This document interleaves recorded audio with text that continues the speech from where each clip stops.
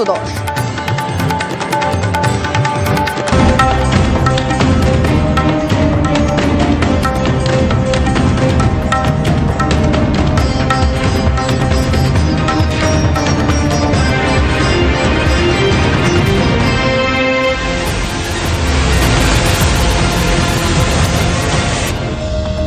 ব্রেকের পর আরো একটা বড় খবর নিয়ে ফিরলাম প্রেস কর্নারে। শুভজিতের সঙ্গে রয়েছে আমি লিমা। শুভজিৎ, এই মুহূর্তে মুর্শিদাবাদ এমন একটা জায়গা যেখান থেকে একটার পর একটা বড় খবর আসছে। এই মুহূর্তে কি খবর? সদ্য গজানো মৌলবাদী সংগঠনের সঙ্গে জেএমবি যোগ। বাংলাদেশ থেকে চোরা পথে এসে সংগঠনের সদস্যদের প্রশিক্ষণ জেএমবি জঙ্গি নেতার। ভাবতে পারছেন, তারা এসে ট্রেনিং দিচ্ছে, প্রশিক্ষণ দিচ্ছে জেএমবি জঙ্গি নেতারা। কিভাবে সম্ভব এটা? এখন অব্দি টিভি 9 বাংলার কাছে কি এক্সক্লুসিভ খবর রয়েছে সরাসরি আমাদের রিপোর্টার সুজয় পাল জানাবেন। সুজয়, একেবারে দেখো, এই জেএমবির শীর্ষ নেতা বাংলাদেশ থেকে গত 6 জানুয়ারি এ রাজ্যে আসে। এ রাজ্যে সীমান্ত পার করে চোরা পথে সে চলে যায় ঝাড়খণ্ডের পাকুড়ে। সেখানে জাহা ইন্ডিয়া নামে একটি সংগঠন, যে সংগঠনটি সদ্য মুর্শিদাবাদ সহ বিভিন্ন জায়গায় মাথা গজিয়েছে, সেই সংগঠনের নেতাদের সঙ্গে তাদের বৈঠক হয়, চলে প্রশিক্ষণ শিবির। এবং সেই প্রশিক্ষণ শিবিরে 15 জন জাহা ইন্ডিয়ার সদস্য, যারা সদস্যপদ গ্রহণ করেছে, সেই 15 জন সদস্যদের প্রশিক্ষণ দেয় বাংলাদেশ থেকে আসা জেএমবির সেই শীর্ষ নেতা। কেন্দ্রীয় গোয়েন্দাদের সূত্রে খবর যে বাংলাদেশের সাতক্ষীরার বাসিন্দা সেই জেএমবি জঙ্গি গত 6 তারিখ আসার পর, 6 জানুয়ারি আসার পর 7 জানুয়ারি এবার অন্য রুট থেকে সে বাংলাদেশে পালিয়ে যায়। এবং তার উদ্দেশ্যই ছিল একদিকে যেমন প্রশিক্ষণ দেওয়া, তার পাশাপাশি জাহা ইন্ডিয়ার যে 6 জন সদস্য রয়েছে তাদের সঙ্গে বৈঠক করা।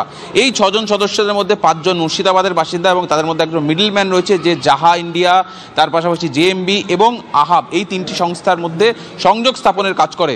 এবং গোয়েন্দাদের রিপোর্ট বলছে যে মধ্যপ্রাচ্যের একটি দেশ থেকে এই সংগঠনের কাছে টাকা আসছে এবং এই সংগঠন আস্তে আস্তে মুর্শিদাবাদ ছাড়া অন্যান্য রাজ্যের অন্যান্য জেলাগুলিতেও তারা নিজেদের জাল বিস্তার করছে। সেই সূত্রেই জানা গিয়েছে যে ওই বৈঠকে উত্তর 24 পরগনারও এক জাহা ইন্ডিয়ার সদস্য, শীর্ষ নেতা সেখানে উপস্থিত ছিল। ফলে বুঝতেই পারছো, এটা কেন্দ্রীয় গোয়েন্দাদের এই রিপোর্টে রাজ্যের বা রাজ্যবাসীর একটা উদ্বিগ্ন হওয়ার যথেষ্ট কারণ রয়েছে। এখন দেখার যে কেন্দ্রীয় গোয়েন্দারা নামসহ রিপোর্ট দিয়েছেন, ফলে তাদের বিরুদ্ধে রাজ্যের তরফ থেকে কি ব্যবস্থা নেওয়া হয় এবং এই সংগঠনটি যাতে আর মাথাচাড়া দিতে না পারে সেই জন্য কি পদক্ষেপ করা হয়। তার কারণ সদ্যই আমরা দেখেছি জেএমবি, এবিটি, একিউআইএস এই ধরনের সংগঠনগুলি রাজ্যে জাল বিস্তার করেছিল। আবার এই নতুন সংগঠনটি যাতে নিঃসন্দেহে সুজয়, এটা খুবই চিন্তার বিষয় এবং উদ্বেগেরও বটে, কারণ বিশেষজ্ঞরা সেটাই বলছেন। আমরা কথা বলেছিলাম প্রাক্তন এনএসজি কর্তা দীপাঞ্জন চক্রবর্তীর সঙ্গে, তিনি বলছেন এটা চিন্তার। শুনবো তিনি কি বলেছেন। প্রাক্তন বিএসএফ কর্তা সমীর মিত্র, তিনি বলছেন ইন্টেলিজেন্স ফেলিওর, এটা তার বড় প্রমাণ। কে কি বলেছেন শুনবো। এটা নিঃসন্দেহে চিন্তার ব্যাপার, কারণ আমরা যেটা বারবার বলেছি যে এই ভারত, বাংলাদেশ, মায়ানমার, ভারতের বিশেষ করে পূর্ব প্রান্ত, এটা কিন্তু বোথ আল কায়দা এবং দেশ, এদের দুজনেরই কিন্তু টার্গেট। ওদের পূর্ব খোরাসানের জন্য ধীরে ধীরে ওরা জমিটাকে বিস্তৃত করছে। এবং তার মধ্যে বিশেষ করে আমাদের পূর্ব ভারতের ঝাড়খণ্ডের যে অংশটা, যে পাকুড় এবং ইত্যাদি এলাকা, এটা একটা ভয়ঙ্কর দিক। এবং যেরকম ভাবে বিস্তার হচ্ছে ঝাড়খণ্ডের এই নির্দিষ্ট বেল্টটা, এখানকার ডেমোগ্রাফি কমপ্লিট বদলে গেছে। সাঁওতাল পরগনায় এখন আদিবাসীরা মাইনরিটি হয়ে গেছে। তো এটা নিয়ে কথা বলা বা এটা নিয়ে আলোচনা করাটা নিতান্তই জরুরি। জায়গাটায় আমাদের আরো বেশি অ্যাগ্রেসিভলি ওখানে আমাদের পশ্চাৎটা রাখতে হবে। বিএসএফ এর, state police, central agency, state agency and also the customs. সুতরাং এই জায়গাগুলো যাদের স্টেক রয়েছে বর্ডারের উপরে, প্রত্যেককেই আজকে মাদ্রাসার নামে ওখানে কি ট্রেনিং হচ্ছে সেগুলো আমরা সবাই জানি। ফারিজাব যে মাদ্রাসাগুলো যেগুলো unrecognized and unregistered, those are being used as a training training center. আর এই যে জাব ইন্ডিয়া আর এই জামাত, একটা জিনিস আমাদের মনে রাখতে হবে যে নাম আলাদা হলেও এদের এমটা কিন্তু এক। এদিকে সীমান্ত উস্কানির আবহে ফের আইএসআই বাংলাদেশ ঘনিষ্ঠতা। ভারতের বুকে বড় অশান্তির পরিকল্পনা কি? আশঙ্কায় ভারতীয় গোয়েন্দারা। পাক গুপ্তচর সংস্থা আইএসআই প্রধানের সঙ্গে বৈঠক। বাংলাদেশ সেনার বড় খবর।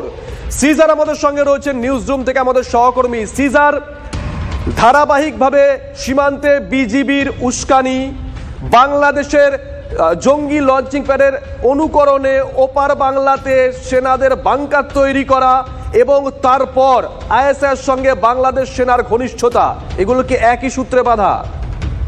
ভারতীয় গোয়েন্দারা কিন্তু মনে করছেন এগুলো কিন্তু একই সূত্রে বাঁধা এবং একটা বৃহত্তর পরিকল্পনার এক বিভিন্ন অংশ আমরা দেখতে পাচ্ছি। সেটা নতুন সংগঠনের জন্ম হোক, সীমান্তে এই যে অস্থিরতা গত কয়েক মাস ধরে আমরা দেখতে পাচ্ছি সেটা হোক, বা এই যে আইএসআইর চিফ আসিম মালিক যেভাবে তিনি ঢাকায় চলে এলেন, মঙ্গলবার তিনি বৈঠক করলেন, সেখানে পাক সেনাকর্তা ফৈজুর রহমান এবং আরও একাধিক সেনাকর্তার সঙ্গে, এই সমস্তটাই একই সূত্রে বাঁধা। কারণ আমরা জানি ইতিমধ্যেই প্রকাশ্যে এসছে যে পাক সেনা ফেব্রুয়ারি মাস থেকে বাংলাদেশ সেনাকে তারা প্রশিক্ষণ দেবে। অন্যদিকে বাংলাদেশ সেনাকর্তারা ইতিমধ্যেই ইসলামাবাদে তারা গিয়েছিলেন এবং সেখানে বৈঠক করেছেন। আমরা এর আগেও দেখেছি যে ঢাকার বুকে আইএসআই প্রেজেন্স যখন অনেক বেশি ছিল তখন উত্তর পূর্ব ভারতে অশান্তির মাত্রা কিন্তু অনেক বেড়ে গিয়েছিল। চট্টগ্রাম যে অস্ত্র কেলেঙ্কারির ঘটনা আমরা জানি, উলফা যে অস্ত্র স্মাগল করে আনছিল সেটাও কিন্তু আইএসআই প্রেজেন্সে হয়েছিল।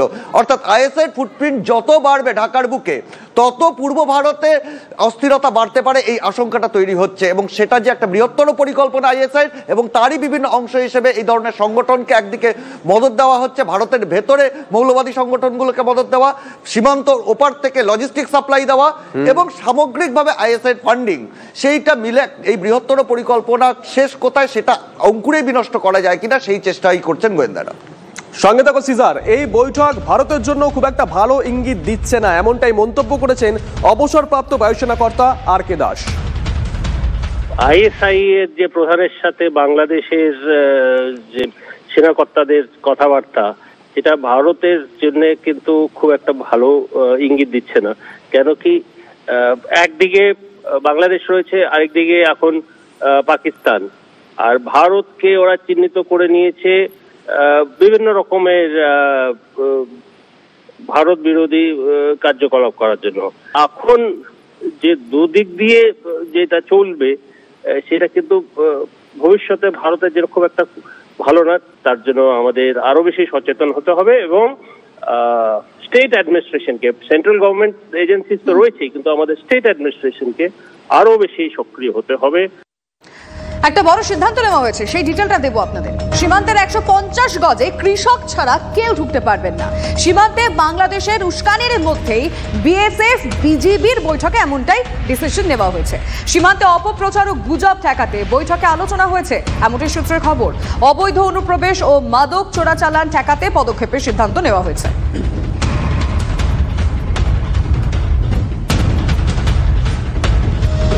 এদিকে জঙ্গি জল্পনার মধ্যে ফের বাংলাদেশি পাচারকারী গ্রেপ্তার। মুর্শিদাবাদের জলঙ্গি থেকে পাকড়াও 3 বাংলাদেশি।